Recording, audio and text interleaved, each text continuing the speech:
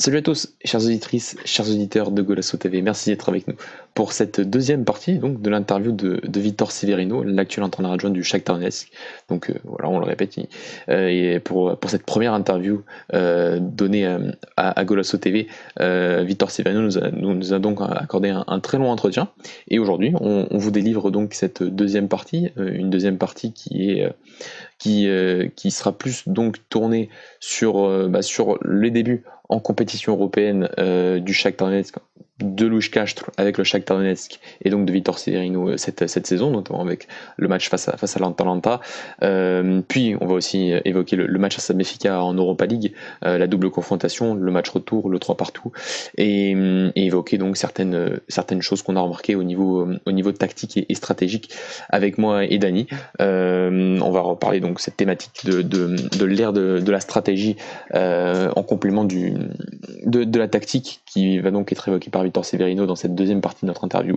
Et enfin, dans une toute dernière partie, on va aborder rapidement sa vision qu'il a aujourd'hui de notre championnat professionnel, de notre chère Liga NOS, avec donc ce thème si récurrent de sa compétitivité, et ensuite parler un petit peu de terminer sur une partie qu'il a un petit peu évoquée, mais sur un domaine plus global qui est la formation, et quelle est la réelle plus-value de la formation au Portugal et comment faire pour qu'elle soit encore plus compétitive.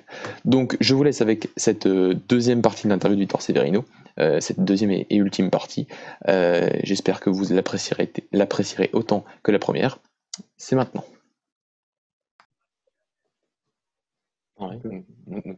E agora, no último verão, há a mudança pelo Shakhtar Donetsk para substituir o Paulo Fonseca.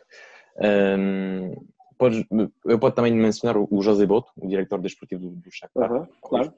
que contratou a vossa equipe técnica para a continuidade das ideias e do trabalho de Paulo Fonseca. Em primeiro lugar, qual é falamos um bocadinho das suas ideias, mas qual é o processo e as ideias que levou a vossa equipe técnica para convencer o José Boto de apostar na vossa equipe técnica para suceder Paulo Fonseca? Olha, eu acho que tanto ele como as pessoas responsáveis do Shakhtar, e ele acho que já o disse publicamente, julgo que já o disse publicamente, mas se não o disse também não tem problema nenhum em eu partilhar isto, porque acho que é uma frase que revela muito daquilo que tem a ver com o que o Shakhtar procura.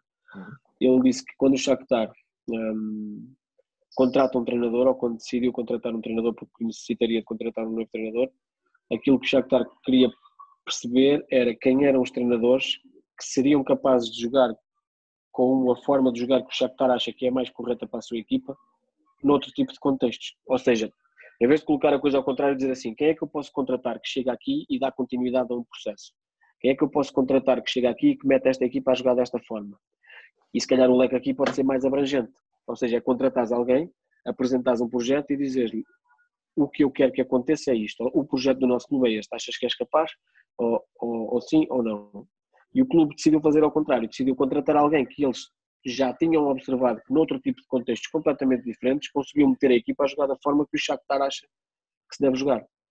E eu acho que foi isso, ou tenho a certeza que foi isso, que fez com que o Shakhtar partisse para a contratação do Luis Castro. Perceber que é um treinador que chega à Primeira Liga para substituir outro treinador porque o clube não estava a ter os resultados que pretendia e a equipa joga de uma determinada forma. Eu não vou dizer aqui, especificar muito e dizer que é a forma A, B, C ou D, porque isso é sempre relativo, como é óbvio, e não é sobre isso que estamos a falar. Depois chegamos a Chaves, é um contexto completamente diferente, uma equipa que tinha vindo de segunda liga há pouco tempo e outra vez essa, digamos, forma estética que agrada aos responsáveis do Shakhtar apareceu em campo, e depois chegamos num terceiro ano, depois do sétimo e do sexto lugar, e fazemos um quinto lugar em Guimarães. Portanto, há um caminho por trás que justifica a tomada de decisão do clube e não o contrário. Não vamos contratar alguém e vamos lhe apresentar o projeto, não, vamos ver quem é que nós achamos que já demonstrou que põe em prática uma determinada forma de jogar que nós apreciamos, e é assim que é tomada a decisão, sendo o José Boto uma pessoa muito importante nessa tomada de decisão, como é óbvio. E pronto, e a partir daí iniciou-se uma nova etapa para nós, depois do trabalho fabuloso do Paulo Fonseca. E o trabalho de José Boto sente-se no dia a dia? Ele tem muita importância na equipa, fala com os jogadores, com o staff, ou nem por isso? Sim, apesar de ele não estar estabelecido aqui na Ucrânia, na equipa técnica, nós temos a equipa técnica, mais o Fernando Valente, que é o treinador da equipa B, vivemos aqui, como é óbvio, né? Em Kiev. No caso do José, ele não vive aqui, normalmente está sempre aqui nos jogos internacionais, connosco, ou faz o estágio connosco, a viagem connosco. E depois durante o ano tem alguns períodos em que está presente, dependendo daquilo que terá para fazer aqui, está presente em algumas reuniões, está presente em algumas tomadas de decisão, depois também tem que coordenar, acima de tudo aquilo que ele tem de fazer, passa por coordenar a rede de tudo que é observação, de scout e de tomar decisões relativamente àquilo que possam ser contratações ou não, ou simplesmente a observação e o seguir, de perceber qual é que é o mercado e quais é que são os destaques ou quais é que são os jogadores que possam, dentro do perfil Shakhtar, interessar, e por isso ele não está estabelecido aqui, mas sim, existe contacto obviamente com a equipa técnica, existe contacto permanente com o clube, e o clube tem muito isso, tem muito essa lógica das pessoas estarem ligadas, conectadas, porque existe um projeto. Às vezes fala-se de projeto só porque sim, mas no Shakhtar efetivamente existe um projeto, existe uma ideia clara do presidente, como é que ele quer que a equipa jogue futebol. Não lhe interessa só ganhar, pelo contrário, ele gosta que a equipa ganhe, mas gosta ainda mais que a equipa jogue de uma determinada forma, que a equipa seja dominadora, protagonista, que tenha a bola, que essa componente estética que eu dizia e que é subjetiva, porque é que é subjetiva para vocês, para a Dani ou para o Mateu, pode ser outra coisa qualquer, não é? Um gosta de se vestir de branco e o outro gosta de se vestir de preto, portanto a noção daquilo que é bonito ou não tem a ver com a forma como nós observamos, mas para o nosso presidente essa componente estética do jogo é a equipa ser protagonista, atacar muito tempo durante o jogo, ser equilibrada, ter a capacidade de envolver todos os jogadores no ataque, uma equipa que saiba construir a partir de trás, que não tenha receio absolutamente nenhum de ter a bola em qualquer que seja a zona do campo. Setor. E ele aprecia isso. Se ele aprecia isso, é óbvio que daí para baixo todo o processo está desenhado em função de uma forma de ver o jogo. Ok. E se voltamos ao verão passado, você recuperou então uma equipe que trabalhou durante 3 anos com Paulo Fonseca. Na elaboração do vosso modelo de jogo, quais são os princípios que já estava bem claro nas cabeças dos vossos jogadores? E ao contrário, também, quais são as novas coisas e as novas nuances que você trouxeram para a equipe, porque não são os mesmos treinadores, não são as mesmas equipas técnicas. Então, quais são os que já estavam bem feitos e outras coisas que necessitavam de mudanças? O que já estava... Quando nós olhamos para uma equipa que em 3 anos tem em 9 títulos possíveis, ganha 7 títulos, num segundo ano consegue passar a fase de grupos da Liga dos Campeões e que do ponto de vista estético praticava um futebol, lá está dentro daquilo que é o perfil também que eu já falei, que tem a ver com o perfil do Shakhtar, e também à semelhança daquilo que eu disse há pouco, o Luís Castro também tem a ver com o Paulo Fonseca, ou seja, o Paulo Fonseca e a sua equipa técnica também já tinham no passado, entre aspas, provado, tinham uma determinada forma de jogar e de colocar as suas equipas a jogar, independentemente do contexto, por tudo o que fizeram, principalmente em Passos e no Braga, por exemplo. E se calhar aquilo que é mais difícil de estar consolidado, eu vou dizer o seguinte, quando tu perguntas aquilo que já está consolidado, o que é que era melhor ou o que é que era pior, nós quando chegamos não temos essa base de comparação de dizer isto está mal feito e isto está bem feito, ou seja, não é esse o nosso princípio de análise. O nosso princípio de análise é, nós temos uma ideia de jogo, essa ideia de jogo vai se encaixar dentro do contexto Shakhtar, e o que é o contexto Shakhtar. E então a parte mais fácil está alcançada, que é temos um grupo de jogadores e uma equipa que nos últimos anos foi protagonista na sua forma de jogar, na sua forma de estar, e lá está, e essa tal componente estética do jogo já existia. Portanto, para nós o caminho foi mais fácil. Agora, não existem 2 treinadores iguais, não existem 2 treinadores que vejam o jogo da mesma forma. E vamos dizer se um está errado e o outro está correto. Não tem a ver com isso, tem a ver com estilos de treino diferentes, formas diferentes de ver o jogo, com a mesma visão de tentar chegar ao sucesso, mas sem perder nunca esta componente que eu já vos disse de esta componente estética do jogo. Estou a tornar-me repetitivo, mas é algo que é exigido aqui. Ou seja, ao Shakhtar não lhe interessa nada, o presidente não fica nada satisfeito se a equipa ganhar 3-0, mas tiver 30% a bola, se estiver sempre a defender e ganhar em 3 contra-ataques.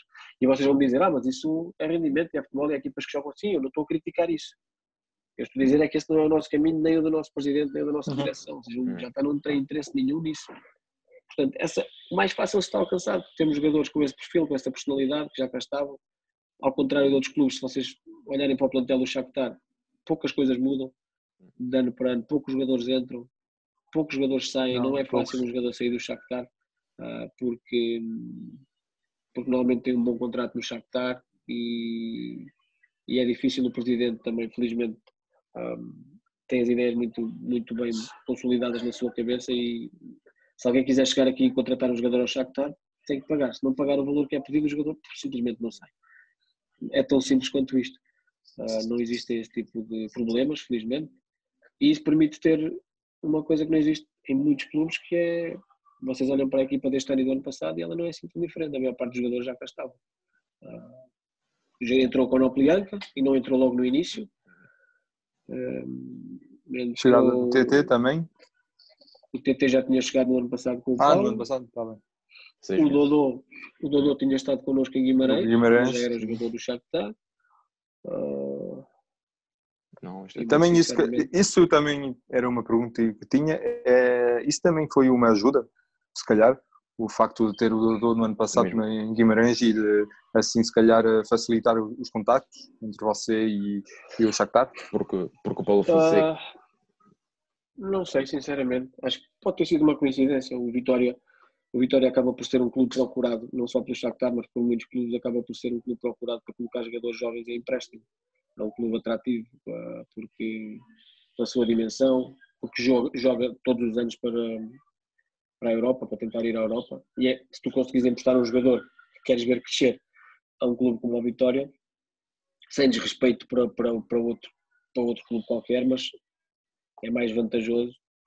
O jogador pertence a um clube que joga para ser campeão e para passar a fase de grupos da Liga dos Campeões, é o objetivo, seja para ganhar títulos ou para chegar o mais longe possível nas competições europeias, passar a fase de grupos da Liga dos Campeões, etc. E se tu queres que esse jogador cresça e achas que é um espaço de empréstimo que é bom para ele, preferencialmente vais tentar colocá-lo num clube que possa lutar por objetivos também de cima da tabela, que possa lutar, por exemplo, como a Vitória todos os anos faz pela Liga Europa. E, portanto, o Dodô estar num clube como a Vitória, ainda por cima com toda a pressão, entre aspas, que existe dos próprios adeptos na cidade de Guimarães, é um contexto de crescimento fantástico. E foi um bom contexto para ele, porque senão talvez tenha facilitado o contacto, mas este ano o Vitória tem novamente um jogador do Shakhtar emprestado, que não está a ter muitos minutos, mas claro, se lá está. Depois o Dodô também não teve muitos minutos na Vitória connosco. Começou, fez alguns jogos, depois teve muito tempo sem jogar, estava a jogar o Sacco. No final jogou 2 ou 3 jogos como titular e neste ano no Shakhtar também não começou a jogar e de repente começou a jogar e lá está. Os jogadores jovens têm um bocadinho isto. E também tinha uma pergunta com outro jogador, era com o caso se o seu empréstimo no início do ano foi uma decisão vossa ou da direção, e porquê que ele voltou finalmente? Foi por causa das lesões? Ou porque todos sabemos que é um grande jogador, finalmente tem um grande potencial, e não sei, achei estranho o facto de ele voltar ao Shakhtar, porque por mim até podia fazer uma segunda parte com o Sporting interessante, até com a chegada do Rubem Amorim, não sei. Quer dizer, lá está, foi o que eu disse. Eu não posso falar especificamente dessa tomada de decisão, porque é uma questão de respeito, e o Sporting tomou a decisão, e isso tem a ver com o Sporting e com o Shakhtar, não tem nada a ver connosco e com os treinadores. Se vocês repararem, o perfil do Shakhtar é o seguinte. Estava a dizer, o Shakhtar normalmente tem jogadores que já têm muita experiência. Nós temos jogadores com 27, 28, 30 anos. Temos jogadores como o Júnior Moraes, o Tyson, o Marlos, o Stepanenko, o Piatov. E depois temos jogadores como o TT, o Marcos António, o Dodô, o Solomon, jogadores com 19 anos, 20 anos. Exatamente, entre outros Matvienko. Ou seja, como eu vos disse há bocado, por existir esta questão de projeto, também não se fazem contratações, e por isso é que o José Boto também é uma pessoa, e vocês já falaram dele, importante, muito importante nesse aspecto, porque a visão do presidente e a visão de quem manda no clube tem muito a ver com isso. Ou seja, quando se contrata um jogador, contrata-se a pensar naquilo que é o futuro do Shakhtar. E normalmente contrata-se a idade mais jovem porque tentamos procurar aquilo que são os jogadores que podem interpretar esta ideia de jogo e que se podem valorizar aqui quando eles são mais novos. Porque se os tentarmos contratar quando eles tiverem 24 ou 25 anos, o investimento vai ser 3 ou 4 vezes superior. Então existe essa visão de investimento, sim, mas de investimento tentando contratar os jogadores quando eles são ainda mais jovens. E isso dá-nos outra coisa, que é a possibilidade de eles se adaptarem e se aculturarem àquilo que é o Shakhtar com alguma facilidade. Vêm para aqui também de certa forma jovens, e se vocês olharem para as equipas do Shakhtar, falaram do jogo contra o Benfica, em Lisboa, por exemplo, jogou Marcos António, Dodô e Matvienko, por exemplo. E depois também tínhamos no mesmo 11 o Tyson, o Magos e o Júnior O Moraes. Patrick também. O Patrick estava a jogar. exatamente. Sim. Que é um jogador que, em termos de idade, está aí numa posição intermédia. Mas existe esta mistura do jogador muito jovem e do jogador mais velho. O Fernando é um dos bons jovens que nós não temos só o Fernando. Temos alguns jogadores ucranianos, o Bondarenko, que já jogou por nós, o Sicano também já jogou na primeira equipa, o Fernando, o Vitão, defesa central, que também chegou relativamente pouco tempo. E são todos jogadores que vão precisar do seu espaço e do seu tempo para crescer, como é óbvio. E esse espaço vai passar por jogarem na primeira equipa, por treinarem sempre com a primeira equipa, por jogarem na equipa B, alguns por processos de empréstimo, e depois já sabemos como é que funcionam os processos de empréstimo. Há uns que correm melhor, é que o clube pretende quando empresta um jogador, que ele jogue muitos minutos. Mas nem sempre isso acontece e é um processo normal. Ele foi emprestado, acabou por ter ali alguns problemas também de saúde no momento em que ia regressar e pronto, as coisas não correram da melhor forma para ele, não teve os minutos também que ele desejaria ter tido. E houve uma decisão e os dois clubes decidiram que melhor era ele regressar. Regressou, estamos muito satisfeitos com ele, está num processo de crescimento, é um jogador muito jovem, com muito espaço para aprender e para crescer, e tem trabalhado connosco. E é assim. Deixa eu ver como. Eu queria agora falar das competições europeias e da Liga dos Campeões este ano, porque o sonho foi atingido este ano para o professor Luís Castro.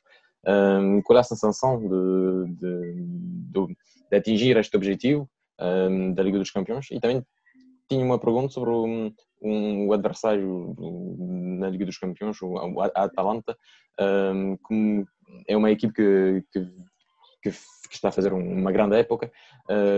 Qual foi a preparação destes dois jogos frente à Atalanta, de uma equipe também muito bem orientada, muito bem com também dinâmicas muito específicas, como as subidas dos defesas centrais e exteriores para criar superioridades numéricas na largura.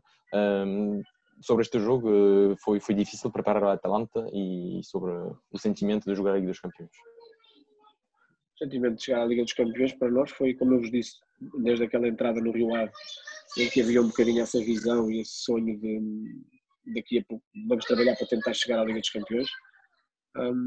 Por isso foi atingido um sonho para a equipa técnica e num objetivo, não só de um sonho, mas de um objetivo.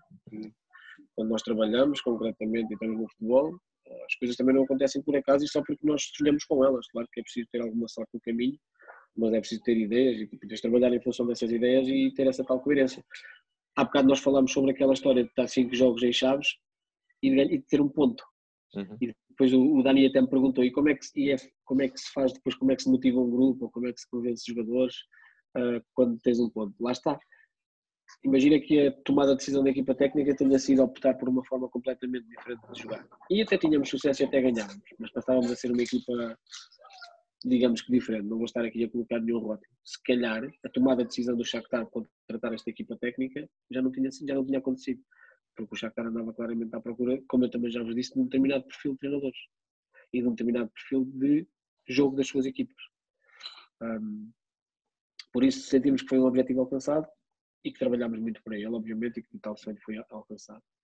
Por isso foi, no fundo, uma marca importante na nossa carreira, na carreira do Luís Castro.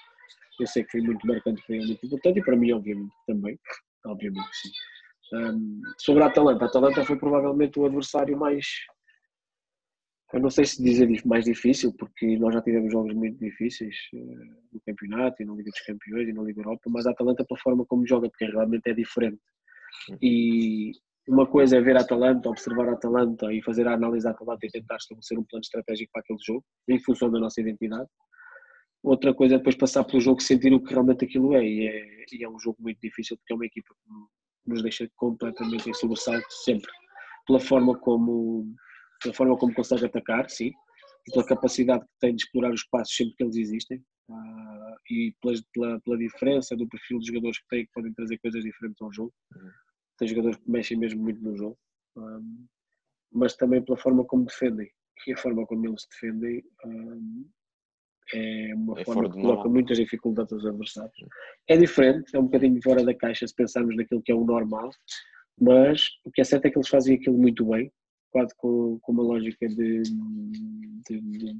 perspectiva individual.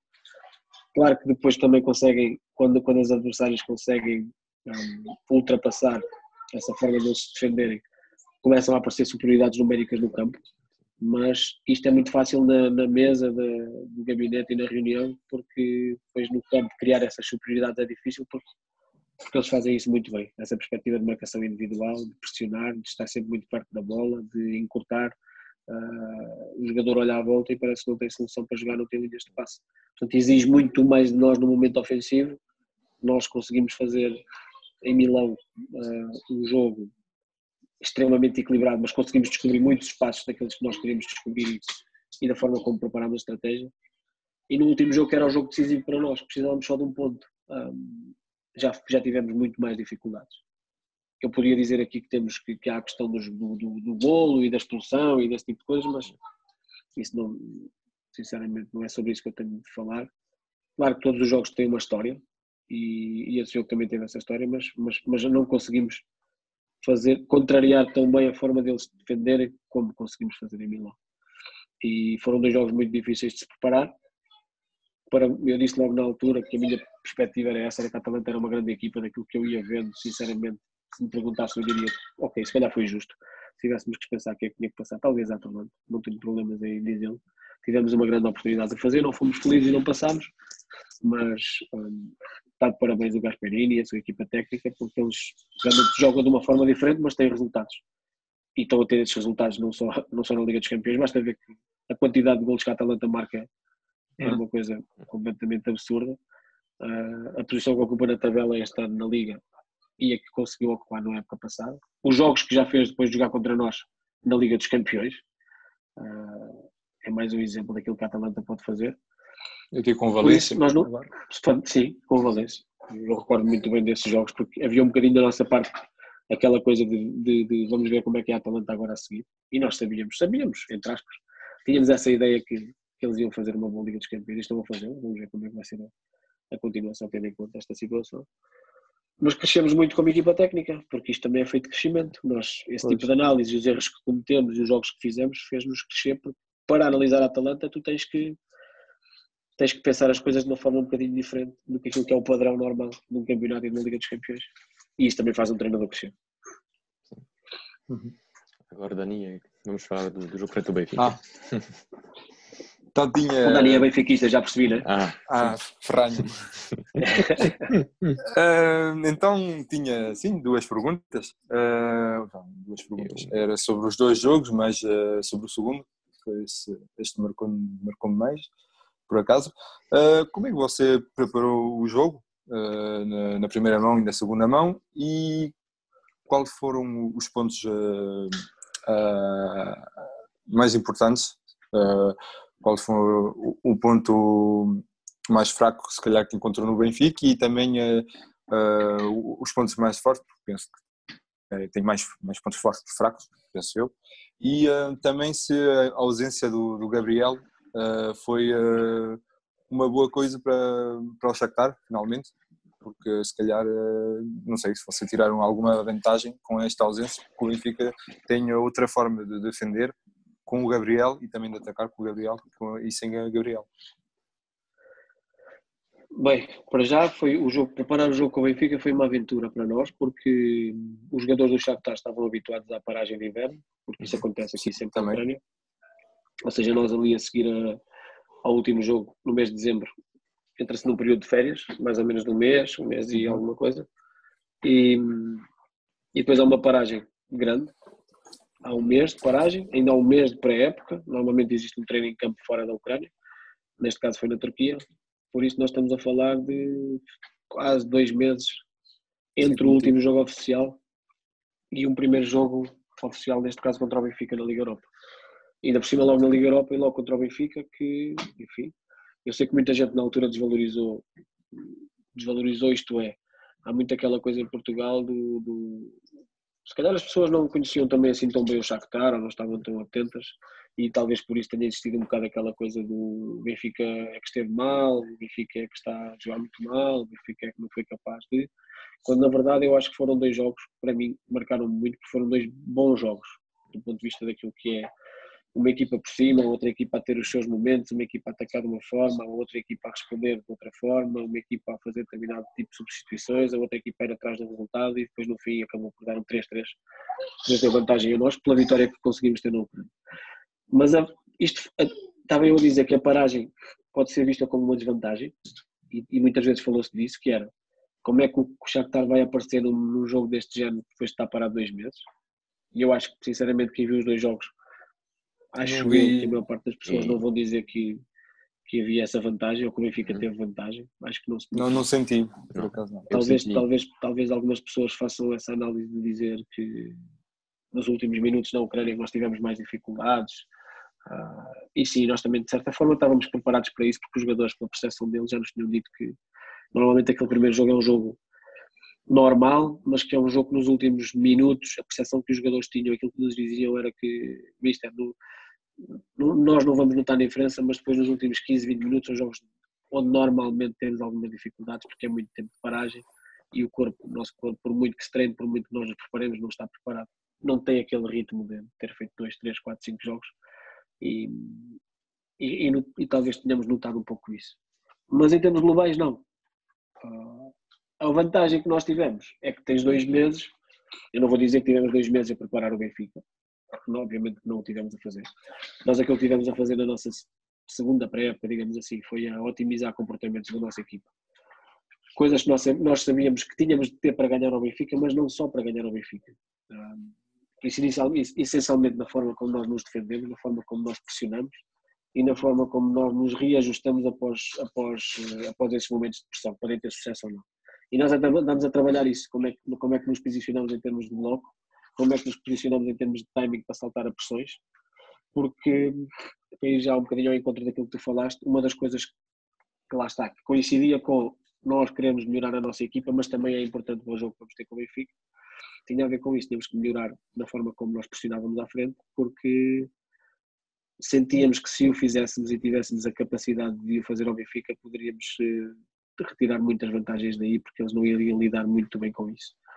E acabámos por conseguir ter sucesso, muito mais na Ucrânia e algumas dificuldades em Lisboa. É normal, o contexto é diferente, o Benfica tinha de ganhar o jogo e tivemos realmente momentos muito difíceis em que não conseguimos sequer chegar à frente, não conseguimos estar próximos para pressionar e o Benfica teve mais tempo a bola que nós. E conseguiu marcar alguns gols. O jogo chegou a estar 3-1, se vocês se recordam daquilo que foi o jogo da Luz. E pronto, essa paragem deu-nos a vantagem de olharmos muito para o Benfica, mas tivemos que fazer um equilíbrio entre aquilo que era a nossa preparação, nós treinadores, e aquilo que se passava aos jogadores. Concluindo, nós não podíamos andar 2 meses a falar do Benfica todos os dias. O que nós andámos a fazer foi a otimizar os nossos comportamentos, e os jogadores sabiam perfeitamente, quando chegasse ali a 10 dias do jogo, nós íamos, aí sim, tendo em conta tudo aquilo que construímos na pré-época, eu já disse que principalmente andamos, não só, mas que andamos a tentar reforçar muito comportamentos defensivos e do momento em que a equipa não tem a bola. Acrescentámos algumas nuances de construção, nomeadamente de construção a 3 e da forma como nós nos montávamos e nós nos equilibrávamos para construir a 3, e fizemos muito isso, mais no jogo da Ucrânia, porque sabíamos que também poderíamos retirar vantagem daí, tendo em conta a forma como o Benfica se defende e como o Benfica pressionava e com a falta de alguns jogadores, como tu já falaste. E pronto, tudo isto tem a ver com aquilo que é o plano estratégico, mas nós achamos, e eu acredito muito nisso, que uma equipa vive muito daquilo que é a capacidade estratégica de entender o adversário, mas que só é capaz de pôr isso em prática se tiver personalidade, identidade e princípios. Porque se não o tiver, passa a ser uma equipa que, quer dizer, que cada jogo veste uma roupa, percebes? Que a cada jogo, agora temos este adversário e vestimos esta roupa, agora temos este adversário e vestimos esta, agora temos este e vestimos esta. Então andamos a reagir àquilo que o adversário faz. E não, tem que existir obviamente uma base forte daquilo que é uma equipa, uma identidade, um determinado conjunto de princípios que depois são otimizados em função daquilo que é um adversário. seja, tendo a forma, o Benfica constrói desta forma, como é que nós podemos condicionar essa construção pressionando? O Benfica ataca desta forma, como é que nós podemos equilibrar-nos para que eles ataquem menos vezes dessa forma ou para que nós possamos ter sucesso a defender dessa forma? Mas tudo isto com uma base de princípios e de ideias que têm muito a ver com aquilo que nós somos e não com aquilo que o adversário possa vir a ser. Era a minha próxima pergunta, sobre o lado estratégico do jogo, porque o Luís Castro falou, depois do jogo frente ao Benfica, de algumas alterações no fim da primeira parte, para mudar o jogo. Em França falamos muito de microtáctica, de coisa, de ajustamento dentro do jogo, mas também antes do jogo, sobre este lado estratégico. Então, já temos uma definição deste facto de ter uma identidade que toma muitas formas. E neste jogo frente ao Benfica, qual foi essas pequenas mudanças que mudaram a segunda parte na Luz? A segunda parte na Luz começou por ser uma segunda parte muito difícil para nós também, porque nós começamos a segunda parte na Luz a sofrer um gol.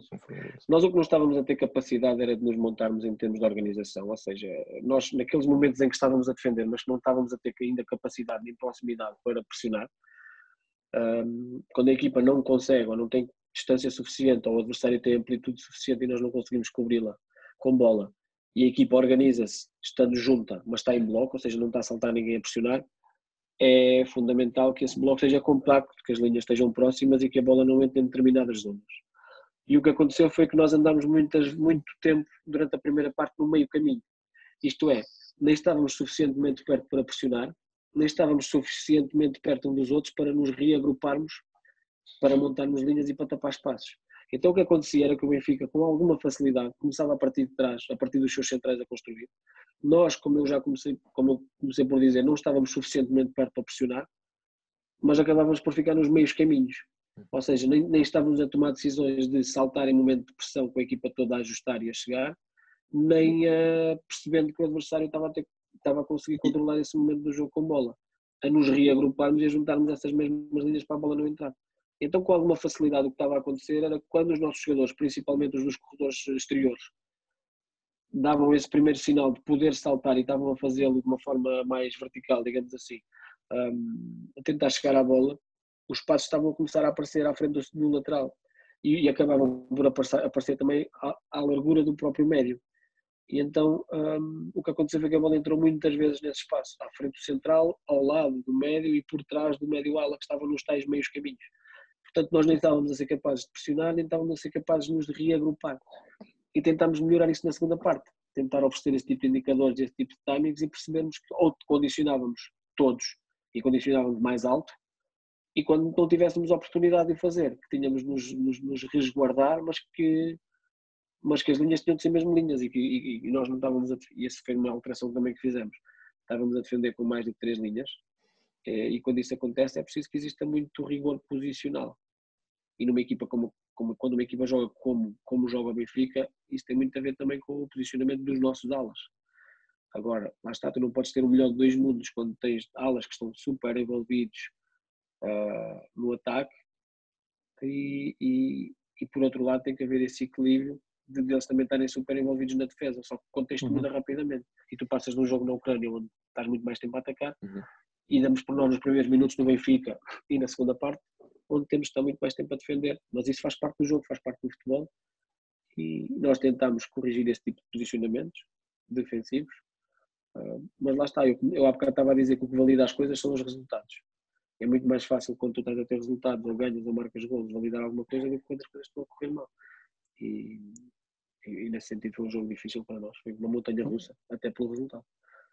Complicado, mas também tive a impressão, e se calhar vais concordar comigo, mas que vocês estavam tranquilo, tinham os jogadores, sim, confiante, eu tinha a sensação que o Benfica podia marcar e logo a seguir o Shakhtar podia marcar outro golo, logo a seguir, não sei, não sentia a equipa do Shakhtar a tremer, com medo de poder voltar a a empatar e não sei, não senti nenhuma pressão desse tipo, se calhar é porque foi da televisão não se vê, não sei. Não, quer dizer, é assim, a equipa, nós cometemos muitos erros na primeira parte, no jogo contra o Benfica, principalmente na forma como defendíamos, e claro, se cometíamos muitos erros na forma como defendíamos, tínhamos menos tempo a bola, e se tínhamos menos tempo a bola também não conseguimos estar tão bem no momento ofensivo, porque somos uma equipa que gosta de ter a bola, que gosta de atacar com bola, e que a equipa junta, e isso não estava a acontecer, apesar de termos tido alguns momentos bons na primeira parte, mas maioritariamente o Benfica teve esse tipo de momentos e de oportunidades e teve mais tempo no ataque que nós. Agora, era o que eu dizia da estratégia montada em cima de uma personalidade, de não ser uma equipa que veste uma roupa para cada jogo. Porque se a nossa equipa ou outra equipa qualquer for esse tipo de equipas, como tu disseste e bem, chega a um jogo destes e vai tremer. Porque o plano não está a correr bem, entendes? E se o plano não está a correr bem, a equipa não tem a que se agarrar. Só que uma equipa quando tem personalidade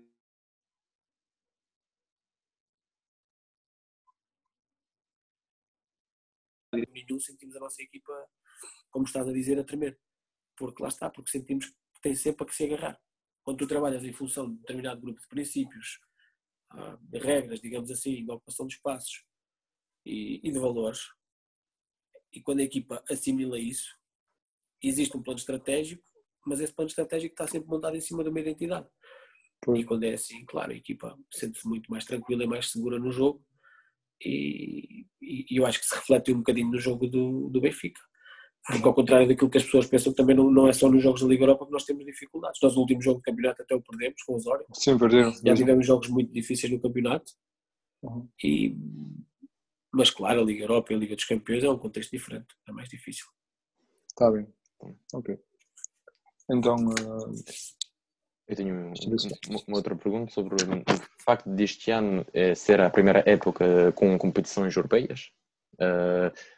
Ainda eu acho que deve mudar alguma coisa na periodização da semana desde o início da temporada, e também com este facto de sempre jogar fora.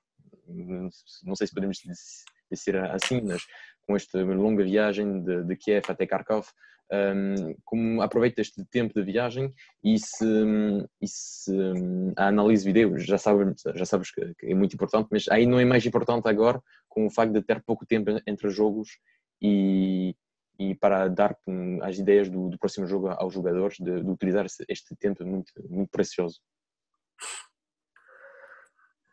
Essa parte, vocês conseguem ouvir-me bem? Sim. Essa parte logística, realmente, no início não é fácil habituar-nos a isso, mas confesso que o clube está tão bem montado e tão bem organizado que acabas por não te aperceber disso, porque as coisas acontecem de uma forma muito suave. Nós temos que fazer sempre 1 hora de avião para jogar em casa. Isto parece, para quem ouve de fora, parece uma coisa assim meio assustadora, não é? Porque temos que ir para o aeroporto, aquele processo todo, mas as coisas estão muito agilizadas, estão muito bem montadas. Nós chegamos ao aeroporto, temos uma zona especial só para nós, esperamos muito pouco tempo, temos um avião que é só para o Shakhtar e numa hora estamos em Kharkiv e pronto, e fazemos estágio lá e acabamos por jogar lá. Portanto, andamos sempre nisto, mas a logística está bem montada. Temos muito tempo para trabalhar, é verdade, nas viagens, no avião. Quem trabalha muito e quem aproveita muito esse tempo é o nosso analista, porque, como tu disseste, quando não há muito tempo, todos os espaços para trabalhar são aproveitados, e ele já disse isso, e às vezes até a brincar que passa mais tempo a trabalhar no aeroporto e no avião do que em casa. Claro que não é bem assim, porque ele tem mesmo muito trabalho, e vocês sabem disso. Quem trabalha na análise tem que ver muitos jogos, tem que fazer muita edição de imagem, tem que recolher muita imagem, depois tem que discutir essas imagens, tem que preparar os vídeos para a equipa técnica, preparar os vídeos para os jogadores, preparar vídeos individuais, e acabamos por usar esse tempo não só para cada um de nós fazer esse tipo de trabalho, mas também para refletirmos, partilharmos em conjunto, porque uma equipa técnica também vive muito dessa análise que faz. Tem que ser um grupo de pessoas que trabalhem efetivamente a equipa, porque se não for assim é impossível otimizar os processos. Então, Dani, temos a última parte. Não sei se queres começar sobre... Posso apresentar. Então, a última parte é sobre o futebol português. Queríamos fazer uma comparação com o futebol ucraniano.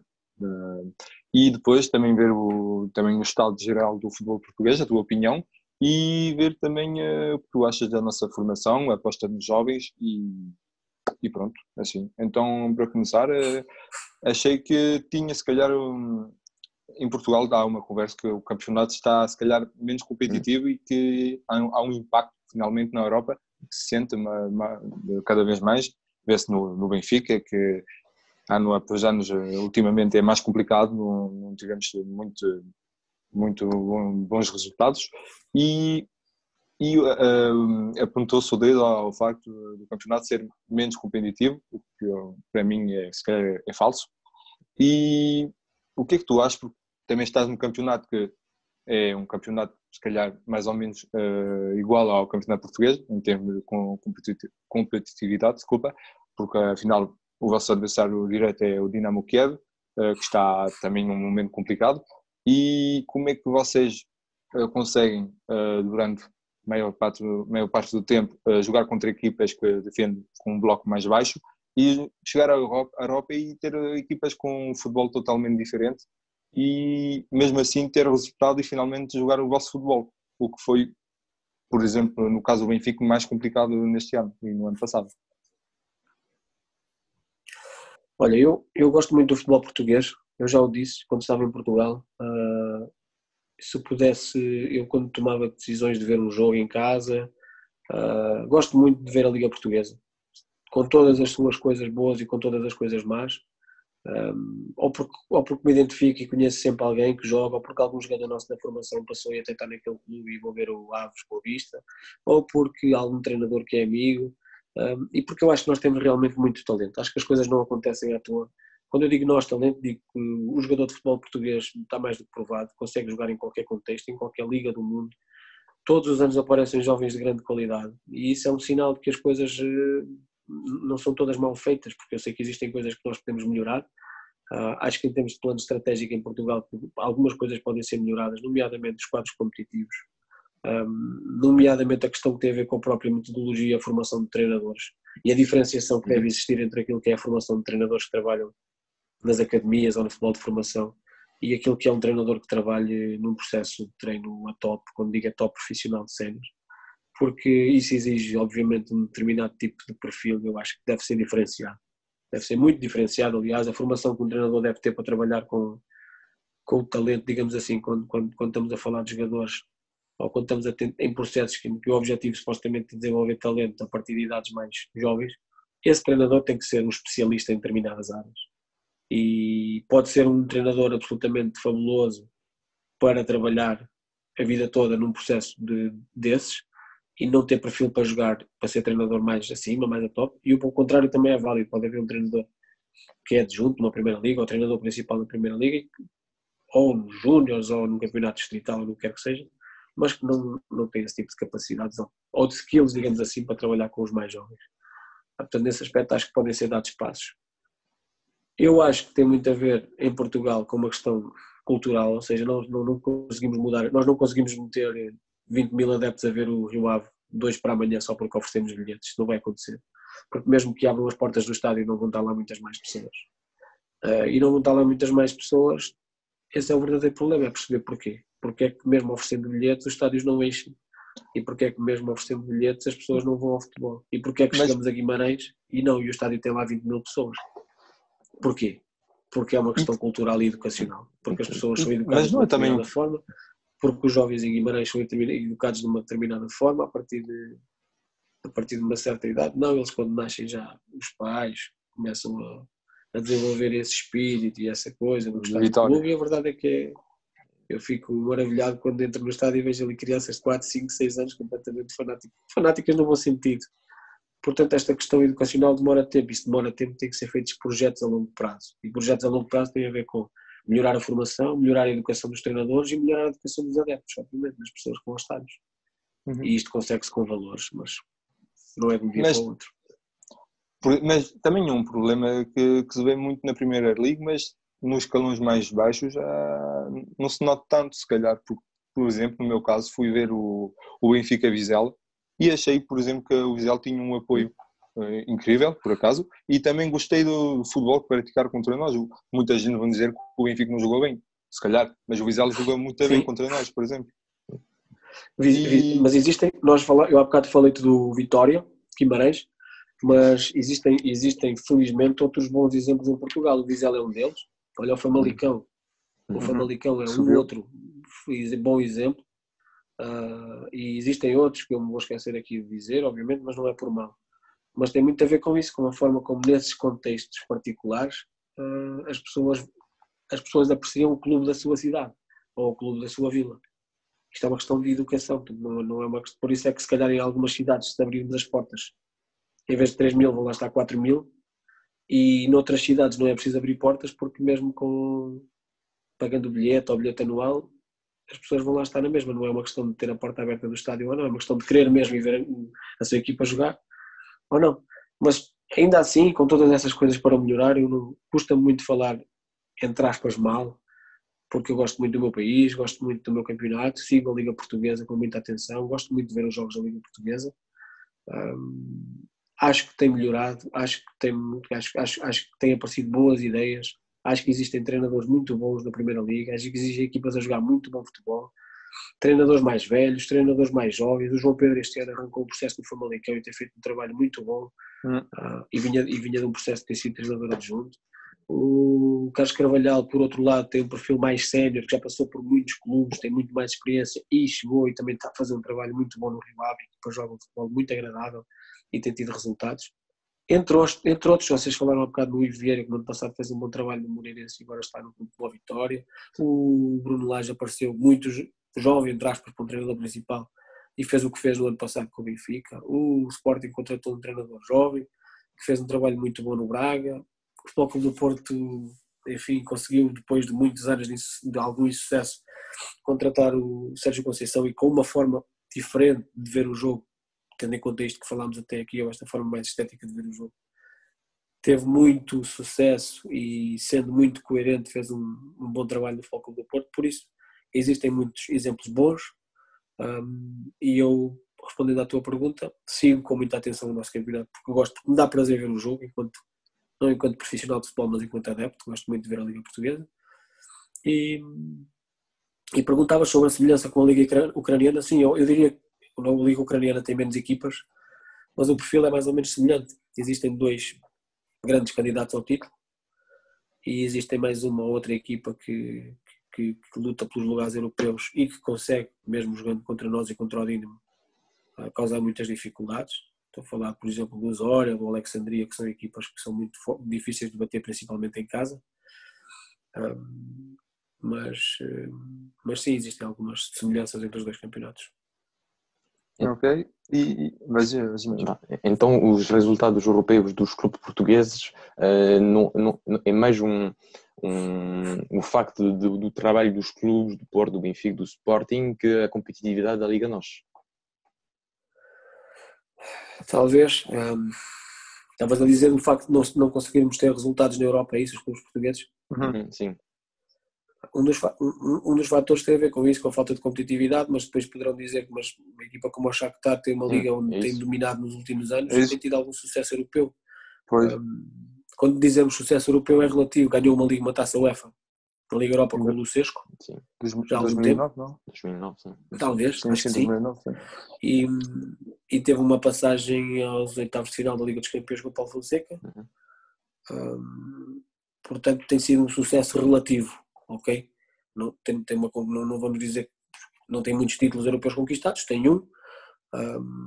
Tem depois a disputa da Supertaça Europeia e tem tido algumas passagens aos oitavos, aos quartos de final. E em Portugal, infelizmente, este ano as equipas foram todas eliminadas nos oitavos, salvo erro, algumas antes. Mas acho que também não é fazermos essa avaliação linear e dizer que as equipas não passaram porque o campeonato português não tem qualidade também. Pode ser muito redutor. Não pode ser muito redutor porque a verdade é que temos que ver que do outro lado existem adversários competentes e, quer dizer, o Benfica foi eliminado pelo Shakhtar, foi eliminado por uma boa equipa, uma grande equipa que tem bons jogadores, que tem um projeto bem definido, bem delineado e, portanto, eu disse logo no início que achava que ia ser equilibrado e que podia passar para qualquer lado. Se calhar o adepto português que não conhece tão bem o Shakhtar achava que era muito acessível.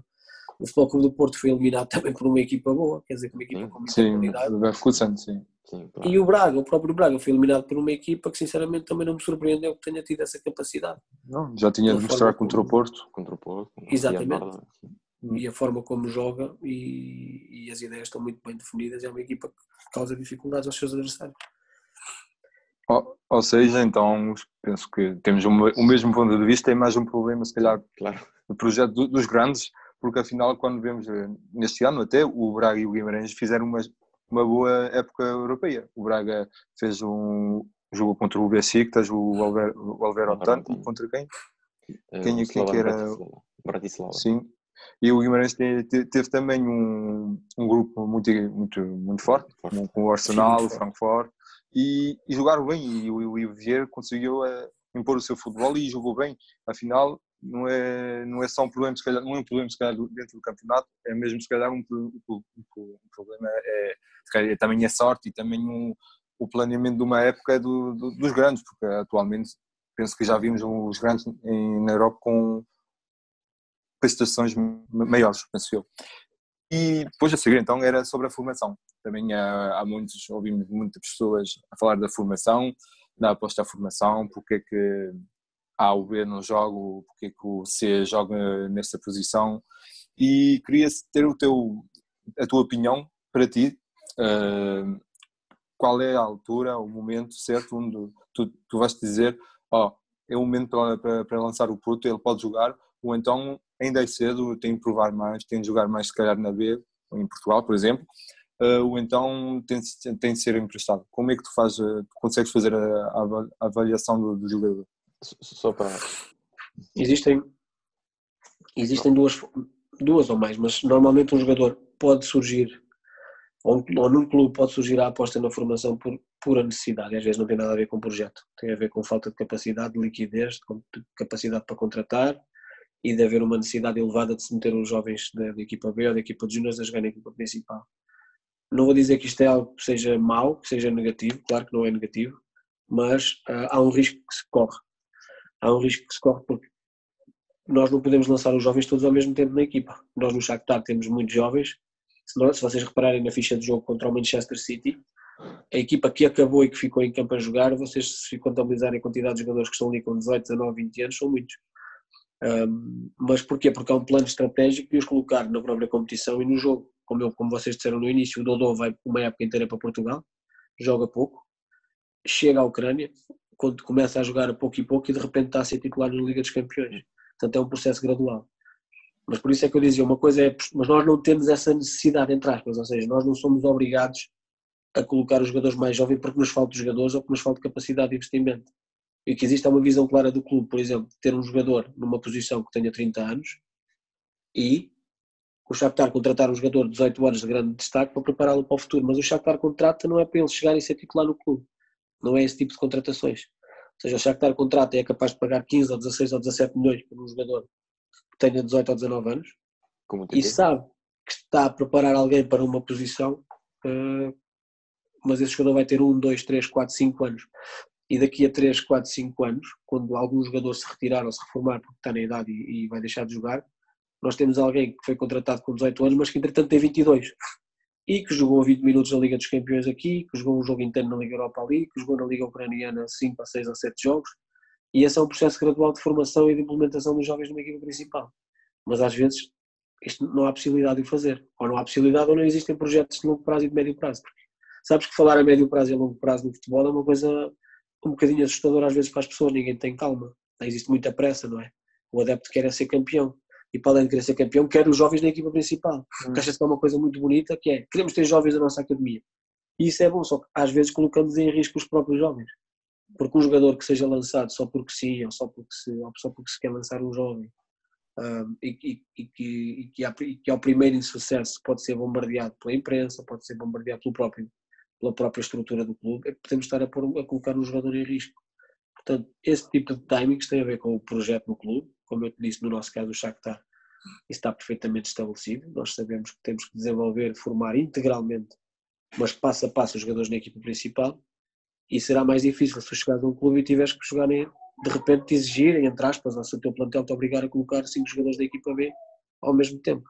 Porque imagina, queres fazer crescer um central de 18 anos, E cada clube é um clube. Ou queres fazer crescer um médio, 18, 19 anos. É o Marcos António, por exemplo, que já tinha jogado na segunda Liga em Portugal. Uma coisa é jogar o Marcos António, o Stepanenko e o Alan Patrick. Ou seja, ele está com o contexto à volta dele.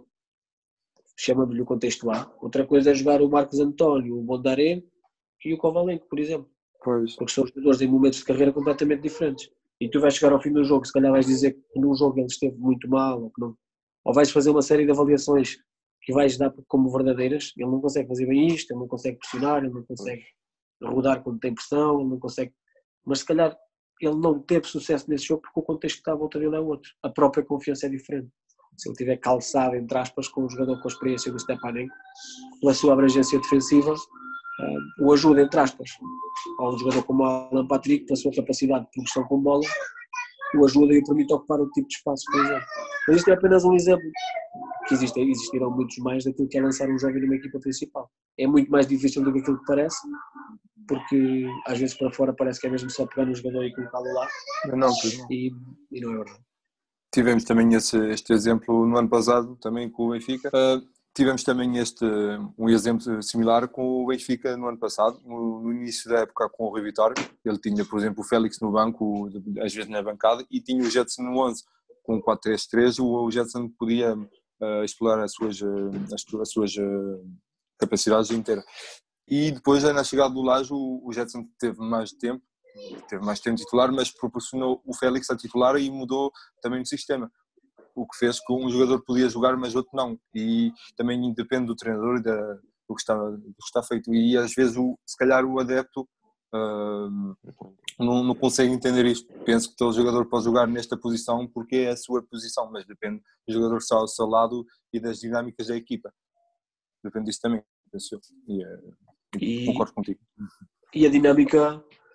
E a própria dinâmica ao momento da equipa também é diferente. Uma coisa é tu lançares um jovem numa equipa que está em primeiro lugar a 10 pontos do segundo, onde impera a confiança, a equipa está a jogar um futebol positivo, os jogadores sentem-se bem, esse tipo de comportamentos, esse tipo de contexto emocional também é importante. Uma coisa é entrar numa equipa, numa Liga dos Campeões, no momento em que a equipa está a jogar bem, que te sentes perfeitamente motivado, não há qualquer tipo de pressão e colocar o jogador em campo. Outra coisa é colocar um jovem numa equipa que joga para o título, por exemplo, ou uma equipa que em termos crónicos joga para o título, mas que já está a 10 pontos do primeiro lugar ou 15, e é uma equipa que está num momento em que já está debaixo da crítica, em que o próprio treinador começa a ser questionado em todas as conferências, e começa-se a gerar esse clima negativo à volta do clube e do treinador.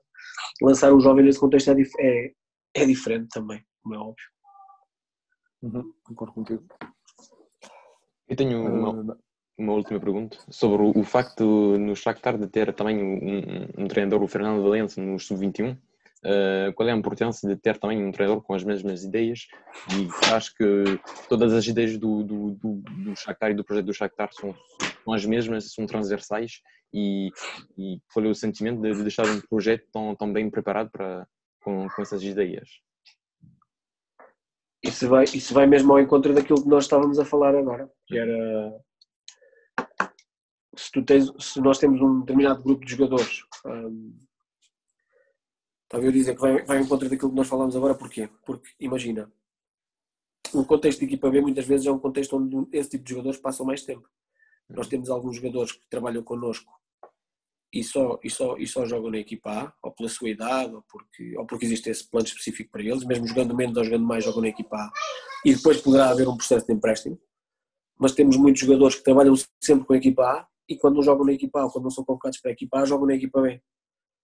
E então é simples. Uma coisa é tu teres um espaço de competição para esse jogador, onde essa ideia, ou esse modelo, ou essa forma de ver o jogo é respeitada. Portanto, o jogador sente-se perfeitamente à vontade num espaço ou noutro. Você sabe que as coisas que lhe são pedidas são semelhantes, que a forma como a equipa joga é semelhante e que aquilo que o jogador valoriza em termos de crescimento do jogador também é semelhante, do que tu tens uma equipa B, quando tens um treinador que vê o jogo de uma forma completamente diferente. E isso pode acontecer, parece uma coisa absurda, mas não é. Existem contextos em que isso acontece, onde os projetos não estão bem estabelecidos. Então o jogador corre esse risco de se sentir confortável a fazer coisas num espaço e de não se sentir confortável a fazer coisas no outro. De ver o seu comportamento reforçado a fazer alguma coisa com um treinador e de não ver o seu comportamento ser reforçado quando faz alguma coisa com outros treinadores. E foi nesse sentido que o treinador foi contratado, porque o espaço de crescimento do jovem é algo que é muito importante aqui e a equipa B é um espaço muito importante para o Shakhtar. Tendo em conta o seu perfil de contratações, tendo em conta a idade que quem contrata, não só jogadores estrangeiros, mas também jogadores ucranianos, era importante que esse treinador fosse um treinador com ideias semelhantes. Agora, eles não são iguais, não são dois treinadores iguais, não são treinadores que pensem exatamente da mesma forma, mas lá está, a base, a ideia, a forma macro de ver as coisas, a filosofia, digamos assim, é exatamente a mesma. Aquilo que um considera componente estética do jogar, o outro também considera componente estética do jogar, são jogadores que valorizam o mesmo, até porque se não fosse assim não teriam sido contratados, porque, como eu já disse, a contratação do Shakhtar dos treinadores tem muito a ver com isso. Quem é que já demonstrou que joga ou que gosta de jogar de uma determinada forma, que para nós é correta e é neste contexto que queremos desenvolver os nossos jogadores. Então, em função disso, vai buscar os treinadores. E o Mr. Valente é mais um exemplo desses.